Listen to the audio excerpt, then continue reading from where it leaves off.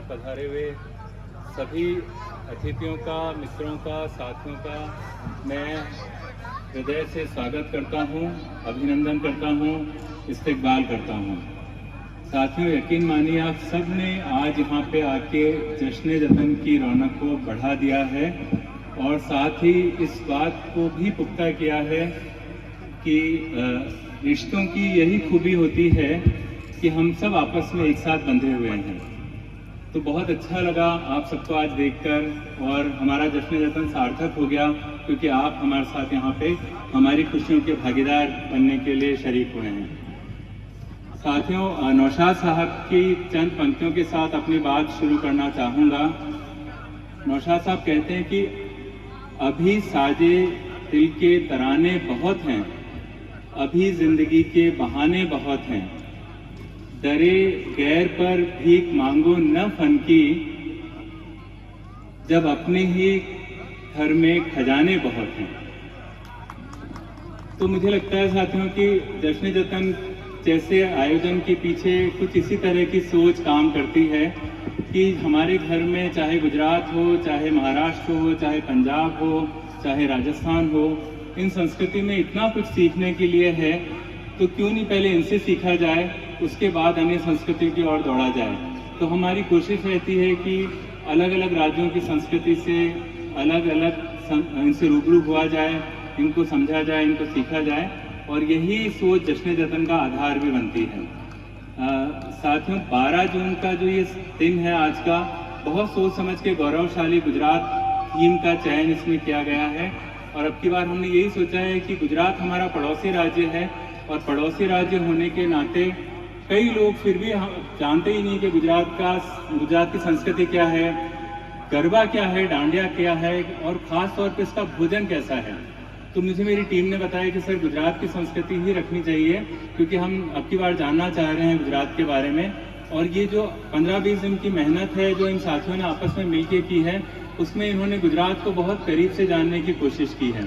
तो हमने अपने इस बार की थीम यही रखी है, गौरवशाली गुजरात या फिर गर्वीलो गुजरात।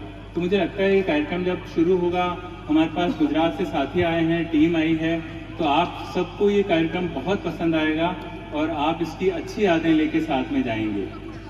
12 जून की जब भी बात होती है तो मुझे हमेशा 2001 का समय याद आ जाता है, जब इस संस्था की शुरुआत करने का समय था।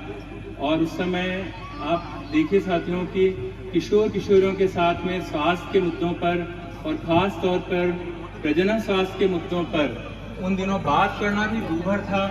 आप सोच ही नहीं सकते थे कि इन विषयों पर बात की जा सकती है, लेकिन जतन ने इस चुनौती को स्वीकार किया और मुझे लग रहा है इसके पीछे शायद यही सोच थी क्योंकि हमारे साथ चित्तौड़ की प्रयास संस्थान, अहमदाबाद की चेतना संस्थान, उदयपुर की सेवा मंदिर संस्थान और दिल्ली से ममता संस्थान ने हमारा हाथ थाम रखा था और उन्होंने हमको बहुत कुछ सिखाया। क्योंकि शुरुआत में न हमारे पास फंड था, न हमारे पास अनुभव थे, न हमारे कार्यकर्ताओं की इतनी क्षमताएं थी। तो मैं उन सभी संस्थाओं का हमेशा से आभार व्यक्त करता हूं कि जिन्होंने हमको शुरू में पहला पग रखना सिखाया और हाथ थाम के आगे बढ़ना सिखाया। बाद में जो संस्था की सदस्य थी लक्ष्मी मूर्ति, उनको जो फेलोशिप मिली थी, उससे हमने मतलब यूँ समझिए कि अधिकार पूर्वक उनके पैसों से हमने झपटा और कहा कि नहीं, आप हमारे क्षेत्र में काम करिए और हमारे क्षेत्र के किशोर किशोरों के साथ आपकी बनाई हुई जो सामग्री है उसको टेस्ट करिए। तो उसके बाद में साथियों अपने आप ही इस मुद्दे पे काम शुरू होने लगा और किशोर किशोरों के समूह के साथ में इस विषय पे काम करना और काम को आगे बढ़ाने का एक सिलसिला चल पड़ा।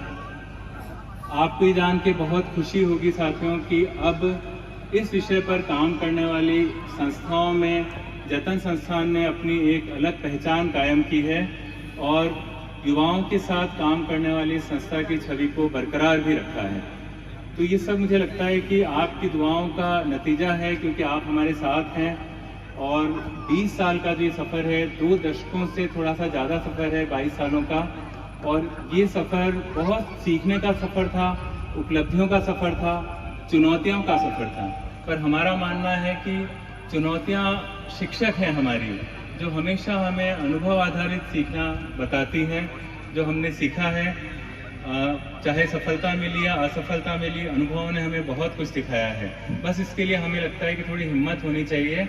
और वो कहते भी हैं साथियों की दुआ कीजिए कि बनी रहे हिम्मत मेरी, दुआ कीजिए कि बनी रहे हिम्मत मेरी। बस यही एक चिराग है जो हजार आंधियों पे भी भारी है। तो ये हिम्मत हमेशा आप लोगों का साथ बना के रखता है, आप लोगों का सहयोग बना के रखता है।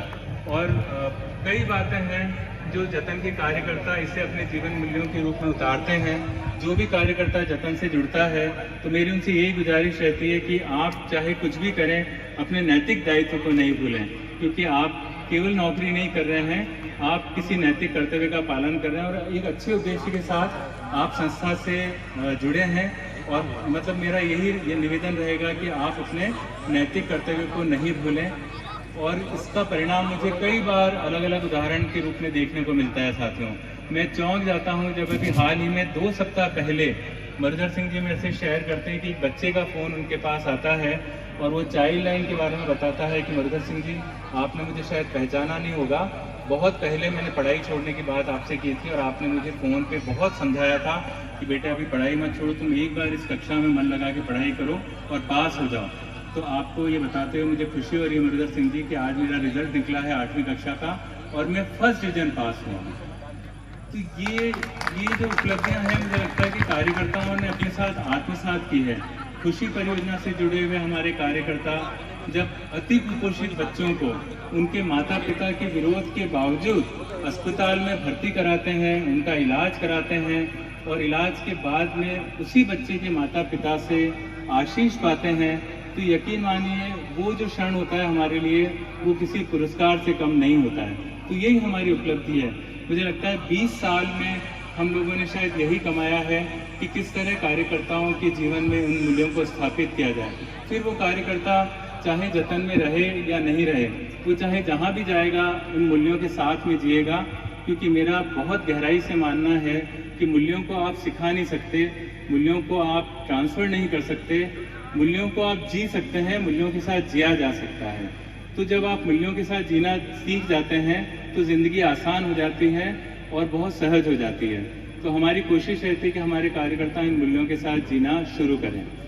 आज आपको ये जान के बहुत खुशी होगी कि जतन संस्थान ने अपना सफ़र रेलमगरा के एक छोटे से कमरे में शुरू किया था, लेकिन आज हम राजस्थान के उदयपुर, राजसमंद, डूंगरपुर, सिरोही, बांसवाड़ा, भीलवाड़ा, करौली और जयपुर जिलों में लगभग 250 कार्यकर्ताओं के साथ अलग अलग परियोजनाओं में काम कर रहे हैं और अपने काम को अंजाम देने की कोशिश कर रहे हैं।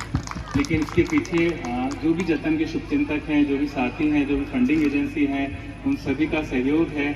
और आज इस मंच से मैं अपनी पूरी टीम का आभार व्यक्त करना चाहता हूँ, मैं अपने पूरे बोर्ड के सदस्यों का धन्यवाद करना चाहता हूँ और साथ ही सभी शुभचिंतकों के प्रति अपनी कृतज्ञता व्यक्त करना चाहता हूँ कि आपका सहयोग हमें आगे बढ़ने की प्रेरणा देता है और आपके सानिध्य मात्र से हम बहुत उत्साहित हो जाते हैं और अपने काम को अंजाम देने की कोशिश करते हैं।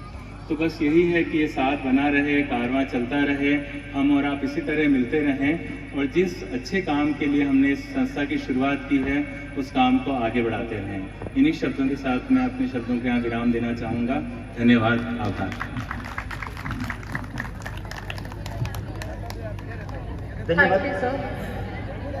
धन्यवाद कैलाश सर। आपने जो